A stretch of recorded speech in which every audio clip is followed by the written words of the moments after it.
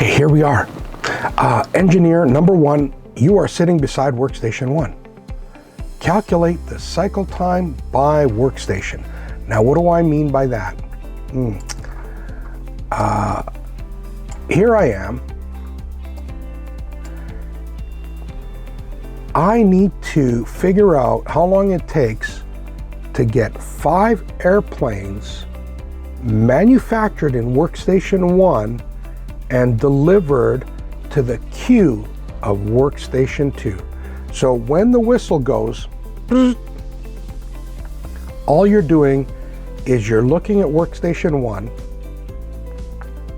watching them build 5 airplanes, walk around the table and deliver them to the queue of workstation 2. Then they're supposed to walk back and start all over. Good. When they sit down again, that's cycle time. Good. So calculate the cycle time for workstation 1, workstation 2, workstation 3, 4, 5, and 6. Workstation 3 has a changeover time, so I want you to consider the changeover time inside the total cycle time for workstation 3.